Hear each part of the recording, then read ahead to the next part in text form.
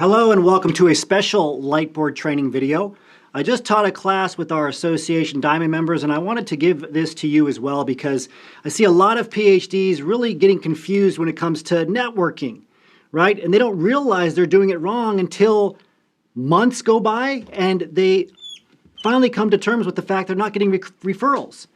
So why is this such a sticking point for PhDs trying to get hired? Number one, because they don't understand that connecting, right? Connecting is not the same as networking.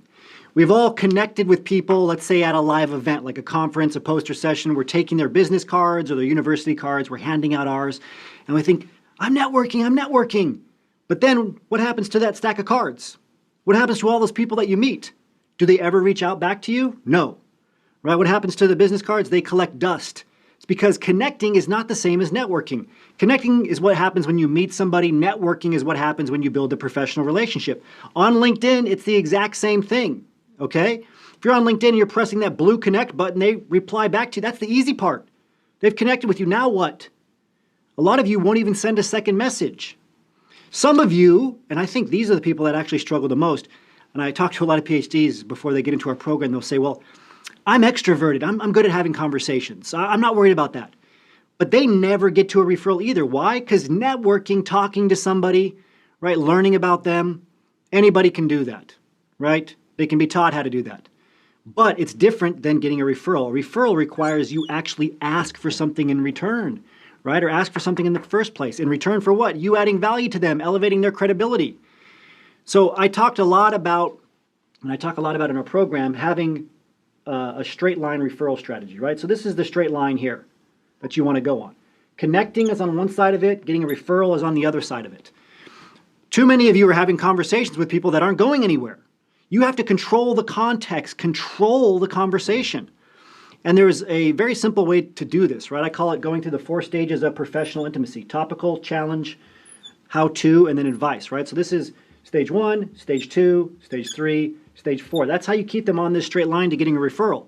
Too many of you are having conversations where you're doing the academic thing and you want to showcase all your knowledge. You want to posture. You want to tell the other person how much you know, etc. That's the biggest way to turn people off. They're going to ignore you. They don't want to hear what, I don't care if you're a tenured professor from an Ivy League institution. They do not want to hear your advice about their company or just anything really you have to say about yourself too early at all.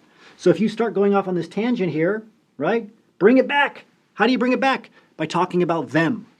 Now, sometimes they'll go on a tangent, right? Let's say this is their tangent. They're going way off this line. They go here. You got to bring it back. How? When they finish responding on whatever tangent they went off of, right? Ask them a question that's about their career, right? That's what this first half should be about. Here's the halfway point, about their career or their job search.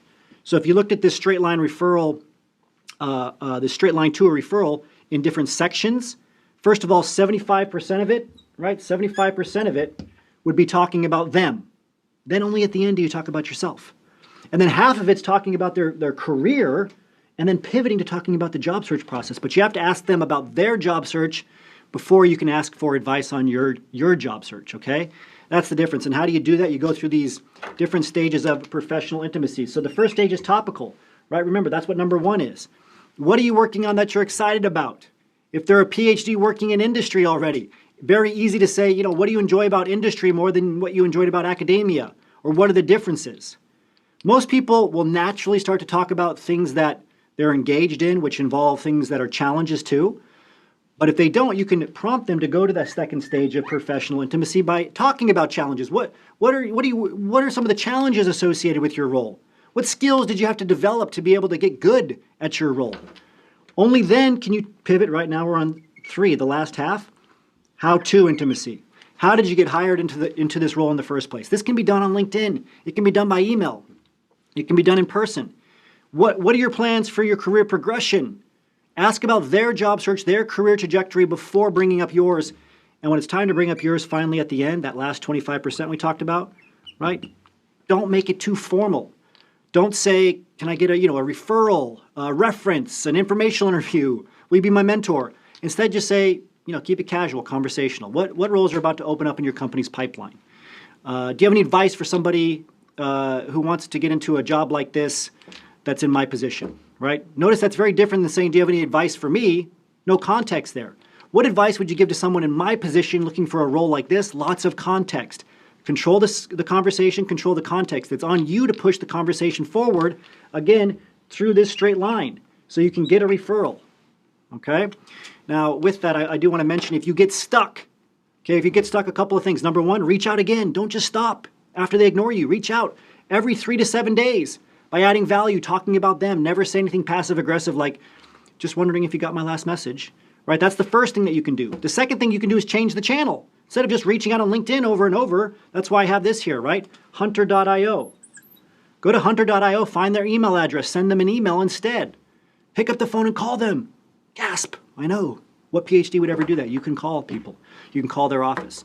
Finally, learn the power of next. Move on to the next person. Every company is going to have 100 other people, 1,000, 10,000 other people you can talk to get that referral. This is going to help you get stuck, right? For those of you that are networking but not getting referrals, as always, remember your value as a PhD and start thinking and acting like a successful industry professional.